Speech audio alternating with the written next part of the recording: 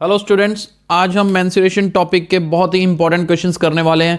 ध्यान से देखिए, स्टेटमेंट आपके सामने है। A metallic sphere of radius 4.2 centimetre is melted and recast into the shape of a cylinder of radius 6 centimetre. Sphere को मेल्ट करके सिलेंडर बनाया गया। स्फीयर को मेल्ट करके सिलेंडर बनाया गया, तो बताइए सिलेंडर की हाइट क्या होगी। डायमेंशंस हमारे पास कुछ गिवन है। तो एक बात ध्यान से सुनिए, जब किसी एक सॉलिड को मेल्ट करके दूसरी सॉलिड बनाया जाता है तो उनके वॉल्यूम सेम होते हैं। ये कंसेप्ट मेन यहां पर याद रखना है, बहुत इंपॉर्टेंट है, ध्यान रखिएगा। और इजी क्वेश्चंस हैं।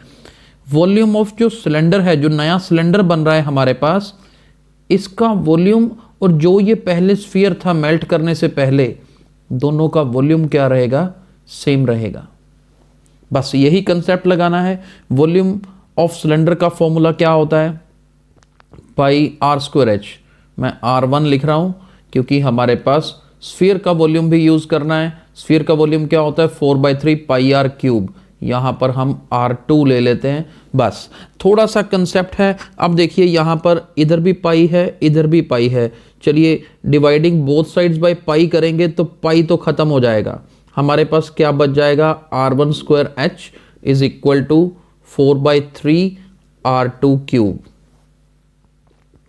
अब सिलेंडर का रेडियस कितना है हमारे पास, ये देखिए सिलेंडर का रेडियस 6 गिवन है। तो let me fill the values. 6 square H is equal to 4/3 R2 cube. Sphere का रेडियस 4.2, चलिए 4.2 क्यूब। तो H निकालना है हमें। फाइनली देखते हैं क्या आएगा। ये जो 6 स्क्वायर है, 2 बार 6 हो गया ना, तो 2 बार 6 जो है नीचे ले जाते हैं, क्रॉस मल्टीप्लाई। और 4.2 मैं डेसिमल हटा देता हूं।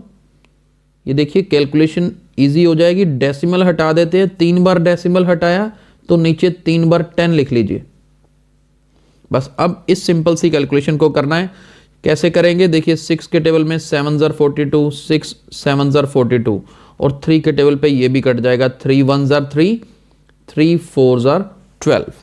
अब हमारे पास ये सिंपल कैलकुलेशन है, कोई मुश्किल कैलकुलेशन नहीं है, जस्ट करके देखते हैं। 7 7 ज़र 49,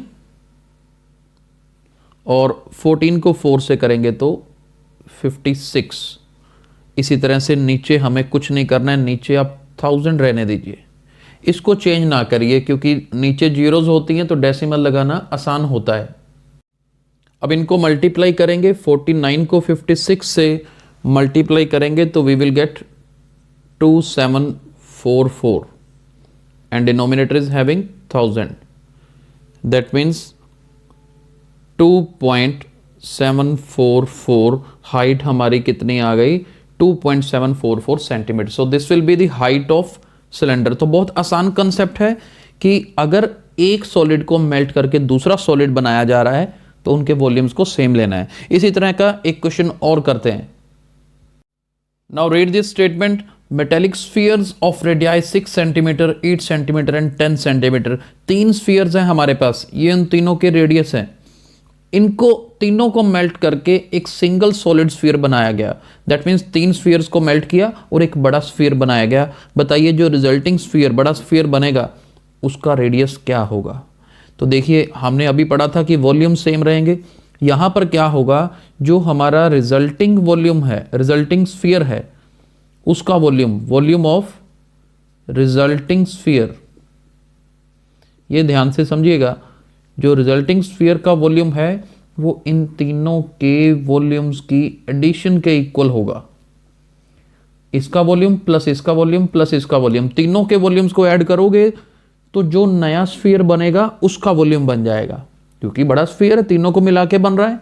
अब वॉल्यूम्स का फॉर्मूला 4/3 पाई आर क्यूब, मैं कैपिटल आर लिख देता हूं यहां पर, और इधर 4/3 पाई R1 क्यूब, 4/3 पाई R2 क्यूब प्लस 4/3 पाई R3 क्यूब।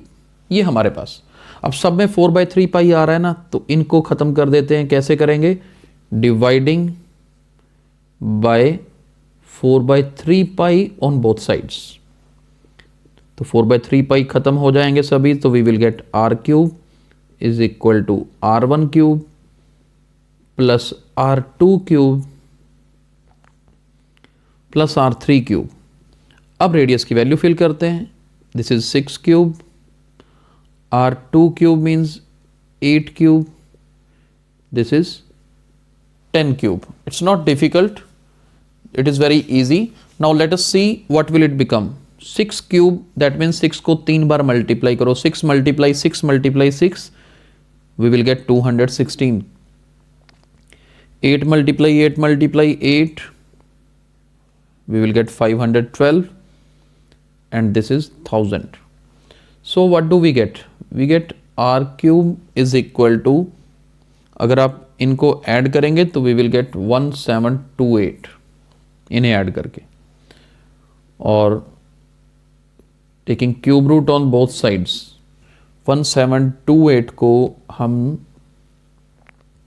12 मल्टीप्लाई 12 मल्टीप्लाई 12 लिखेंगे। और जब हम क्यूब रूट लेते हैं, इस तरह से क्यूब रूट लेते हैं, तो ये सेट 3 का देखते हैं, अंदर 12 3 बार आ रहा है, तो यही 12 सिंगल टाइम बाहर लिखा जाएगा, और रेडियस कितना आ जाएगा 12 सेंटीमीटर। तो जो रिजल्टिंग स्फीयर है उसका रेडियस 12 सेंटीमीटर होगा। आई होप आज हमने 2 क्वेश्चन कवर किए, अच्छे से समझ आए हैं। ये कंसेप्ट भी समझ आया है कि मेल्टिंग वाले क्वेश्चंस हों तो वॉल्यूम्स को इक्वल लेते हैं। और अगर आपको आज का वीडियो पसंद आया है तो इसे लाइक और शेयर जरूर करिए। Thank you so much.